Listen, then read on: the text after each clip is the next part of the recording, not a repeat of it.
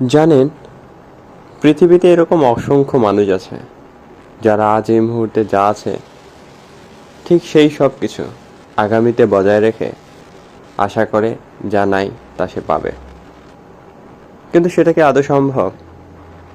কিভাবে সম্ভব?